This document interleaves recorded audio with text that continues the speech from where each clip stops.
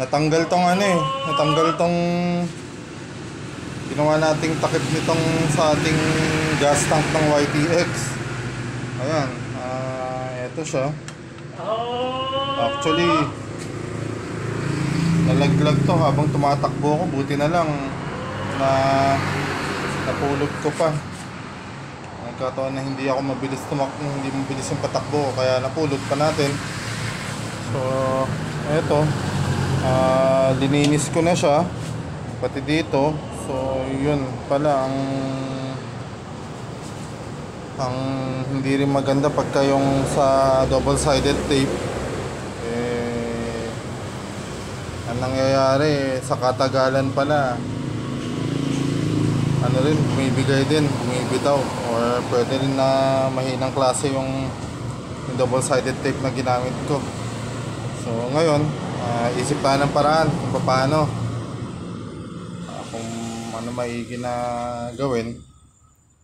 So ang naisip ko nga silicone sealant yung ginagamit sa mga glass sa aluminum. So, subukan natin kung paano magiging kalalabasan niya.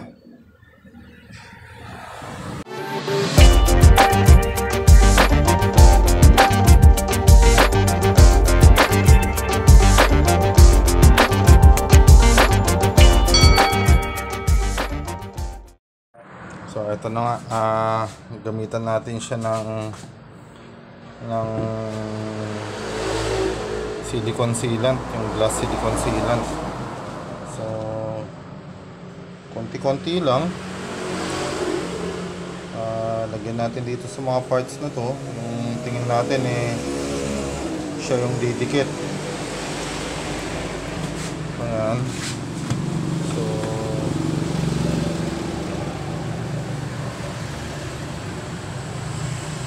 sana ko konti dito sa ano. Ayan. Kamay-kamay na lang natin para medyo maayos yung lumalagay. Mahirap na kung bibiglain natin eh.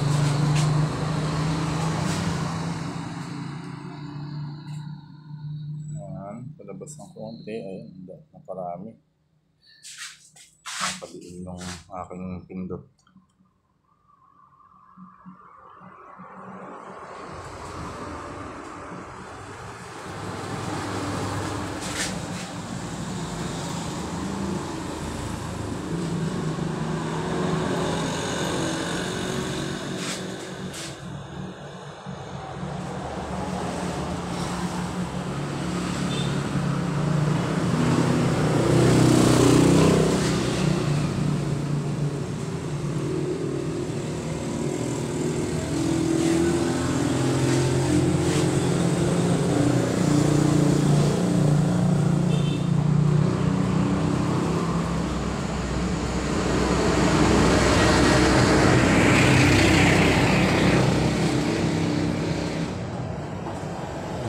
Actually, medyo alanganin ako kung saan part yung talagang didikit, kaya medyo kakapalan na lang natin para pagkapit niya siguradong dikit na dikit siya.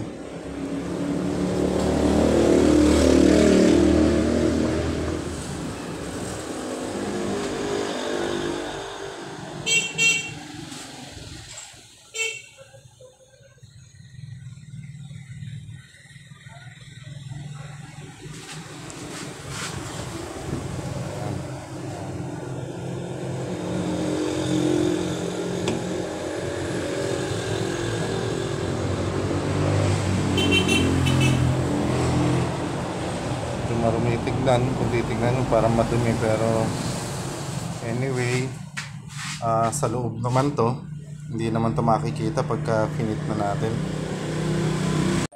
So ito na, yan, kinabitan natin or lagyan na natin ng silicone.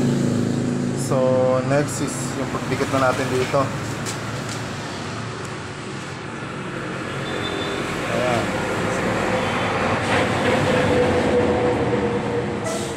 kailangan ano lang, sentro. Ayan, patong lang muna.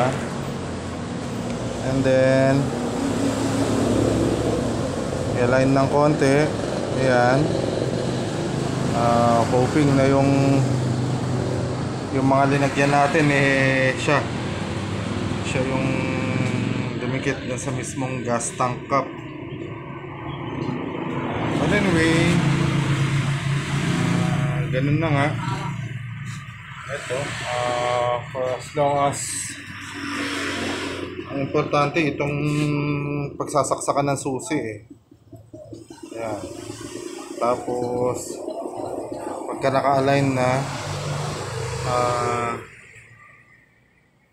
yan, didinikit na natin siya. Ang gagawin natin dyan, patutuyuin muna natin. Siguro mga hanggang 2 oras para talagang kapit na kapit siya. Isang ano pa nga pala, tip ko lang, pagka ikakabit nyo, make sure na naka-open to para ito yung kinatatakip dito sa may susian. Make sure na naka-open para may align nyo, may hanap nyo na maigi na gitnang-gitna itong pagkakalagay. Ayan, so ganyan na siya. So mamaya-maya check natin pagka tuyo na kung makapit nga. A few moments later. So ito, naka 2 oras na pinapatuyo natin. Check natin kung okay na tong pinandikit natin na ano, na silicone. So far gumagalaw So siguro tignan natin sa ilalim.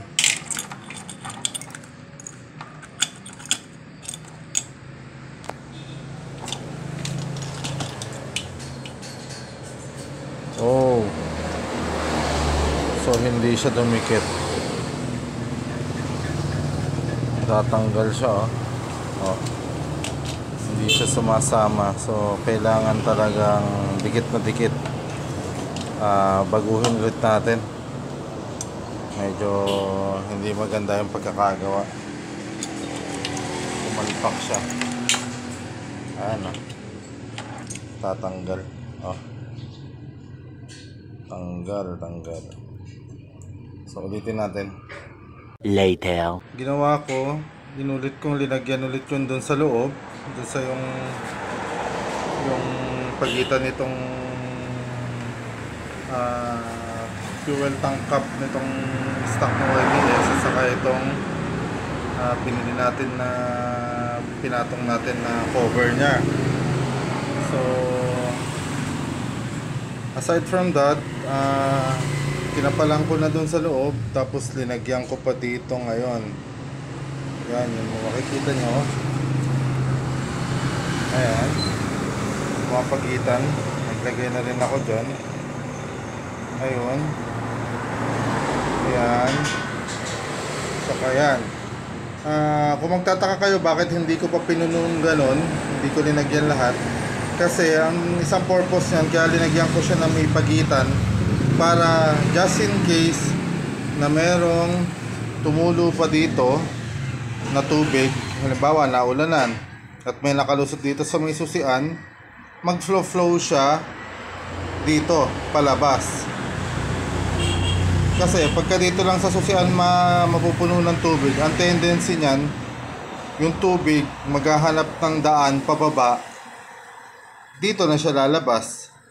At ang mangyayari nun, lalo siyang pupunta sa ating tangke. Kaya magkakatubig yung ating tangke. So, ayun. Patuyuin ulit natin. Kulang siguro yung 2 oras kasi yung 2 oras kanina nung pagtanggal ko, malambot pa, hindi pa ganun hindi pa ganun katuyo So, siguro kung kakayanin, mga 12 hours, ganun. Pagkatapos nun, subukan ulit natin kung talagang okay na siya. Ito na siya, tuyong-tuyo na. So yan na yung kinalabasan. Balik na ulit sa forma.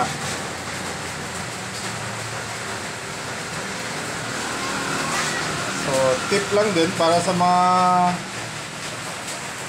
katulad kong naglalagay ng ganito sa kanilang YTX. Instead of using double-sided tape, mas maganda kung meron kayong silicone sealant. Yun na lang ang gamitin nyo. Sundan nyo lang dito sa video na to kung paano ko ginawa, and then yun na, matibay na siya. So sana nakatulong sa mga nais na ganito rin ang ikabit sa kanilang fuel cap. Dahil nga yung iba nagrereklamo na pagka nababad daw sa ulan, napapasok daw ng tubig ulan yung tangke nila. So ganito na nga ang isa sa mga solusyon. Maraming salamat sa panonood.